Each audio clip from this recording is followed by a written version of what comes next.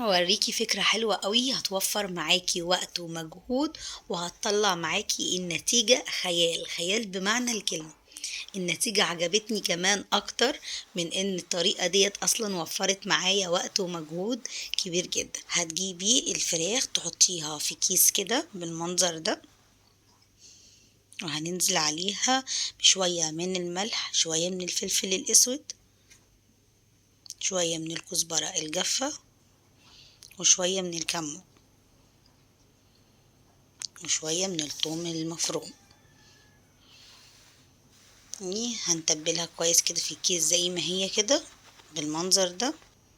وهنجيب بقى كوباية كبيرة من الدقيق، كوبايتين كبار من الدقيق، وهننزل عليهم بشوية من البابريكا، وشوية من الكركم،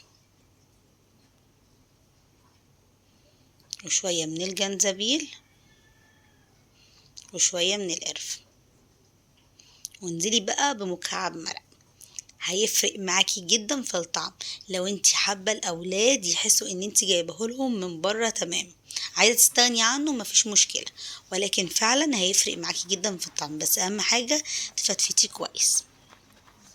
هتقلبي بقى هتمسكي الكيس بالمنظر ده كده بقى، وتقعدي تقلبي في الفراخ كتير جدا، هتطلع معاكي نفس شكل الفراخ اللي بنجيبها من ماكدونالدز كده، فيها التعاريج اللي على قطع الفراخ كده.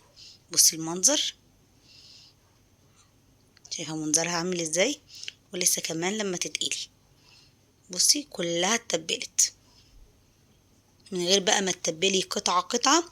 لما تقلبيها في الكيس كده مع الدقيق هي هتتغلف لوحدها بالكامل، وهتتغلف بطريقة روعة، احلى كمان ما احنا بنغلفها واحنا بنحطها بقى في بيض ولبن وبقسماط وكده. لا، جربي الطريقة دي هتفرق معاكي جدا، وهتشوفي هتطلع عاملة ازاي، وقد ايه الغلاف عليها كمان متماسك ما بيطلعش منها نهائي.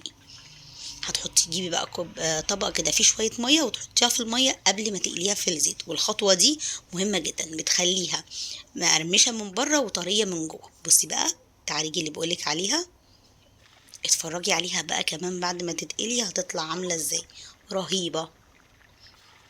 غير بقى طبعا ما بتاخدش معاكي وقت ولا مجهود، كل حاجه كده في الكيس في ثواني. بصي بقى منظرها بعد ما طلعت، بصي المنظر رهيبه. غير التتبيله اللي عملناها مع الدقيق لما اتخلط بيها ورجينا كله كده مع بعضه، مش قادرة اقولك اصلا الغلاف لوحده طعمه رهيب. بصي شايفة المنظر؟ لا بجد تجنن، جربيها هتعجبك جدا وهتعجب الاولاد.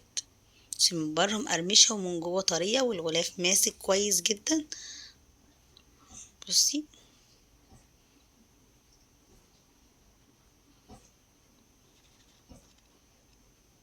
بس منظرها عامل ازاي.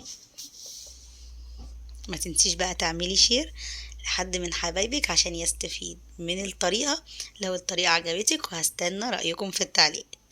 اعمليها بقى ساندويتش، كليها جنب المكرونة زي ما انت حابة، رهيبة. هستنى رأيكم، والسلام عليكم.